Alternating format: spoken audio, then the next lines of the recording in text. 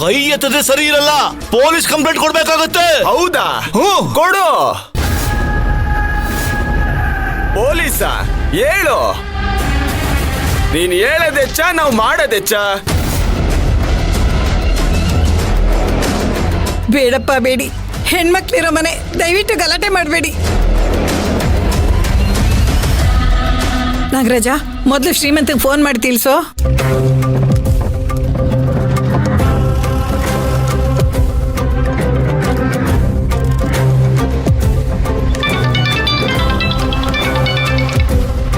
ಅಪ್ಪ ಅಪ್ಪ, ಸಪ್ತಮಿ ದುಡ್ಡು ತಂದ್ರಾ?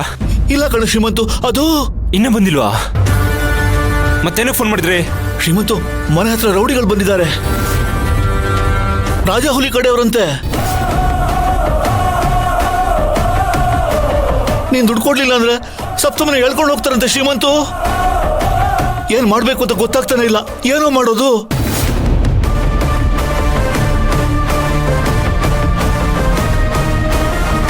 ಅಪ್ಪ, ಒಂದು ಕೆಲಸ ಮಾಡಿ, ನೀವೀಗಲೇ ಸಪ್ತಮಿಗೆ ಫೋನ್ ಮಾಡಿ ದುಡ್ಡು ಅರೇಂಜ್ ಆಯ್ತಾ ಅಂತ ಕೇಳಿ. ದುಡ್ಡು ಕೊಟ್ಟರೆ ಅವ್ರು ಎಲ್ಲರೂ ಹೊರಟೋಗ್ತಾರೆ, ಏನು ಪ್ರಾಬ್ಲಮ್ ಆಗಲ್ಲ. ಸರಿ ಕಣಪ್ಪ.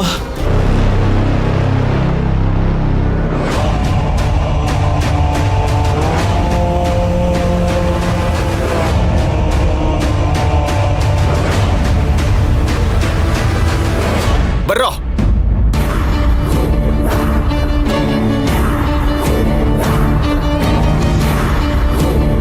ಲೋ ಮಗ, ಏನಾಯ್ತು?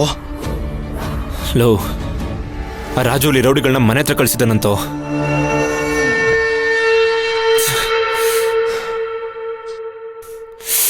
ಅಯ್ಯೋ,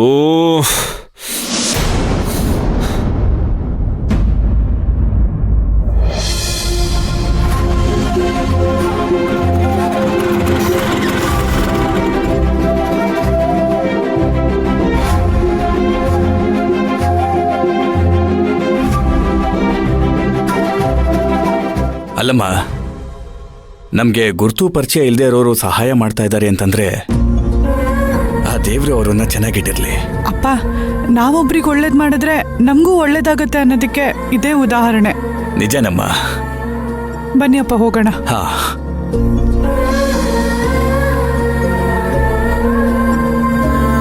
ಬನ್ನಿ ಅಪ್ಪ.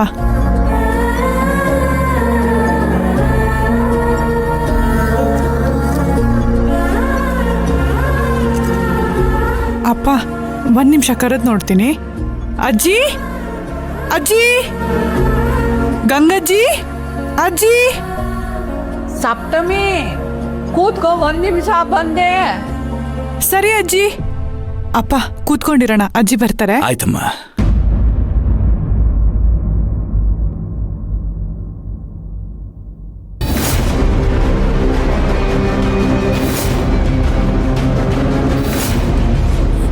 ನೋಡಪ್ಪ, ನನ್ ಮೊಮ್ಮಗಳಿಗೆ ಏನು ಮಾಡ್ಬೇಡಪ್ಪ.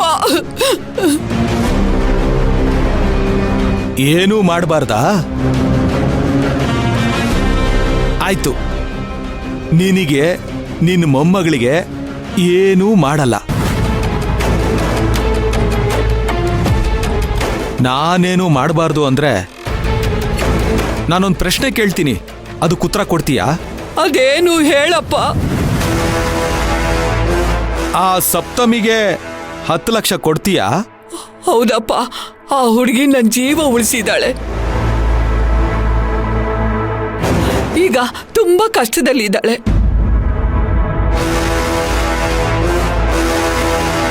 ನಾನ್ ದುಡ್ಡು ಕೊಡೋದ್ರಿಂದ ಅವಳ ಕಷ್ಟ ಬಗೆಹರಿಯುತ್ತೆ ಕಣಪ್ಪ.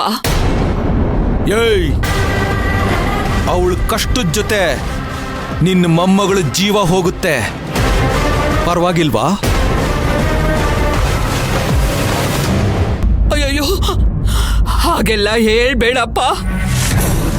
ನನ್ ಮೊಮ್ಮಗಳಿಗೆ ಏನು ಮಾಡ್ಬೇಡಪ್ಪ. ನಾನು ನಿನ್ನ ಮೊಮ್ಮಗಳಿಗೆ ಏನು ಮಾಡಬಾರ್ದು ಅಂದ್ರೆ ಆ ಸಪ್ತಮಿಗೆ ದುಡ್ಡು ಕೊಡಬಾರ್ದು. ಸಪ್ತಮಿ ಪಾಪ ಕಣಪ್ಪ. ಏಯ್, ನೀನು ಅವಳಿಗೆ ಪಾಪ ಅಂದ್ರೆ ಅಯ್ಯೋ, ಕಚಕ್ ಕಚಕ್ ಕಚಕ್ ಕಚಕ್ ಅನ್ಸ್ಬೇಕಾಗುತ್ತೆ.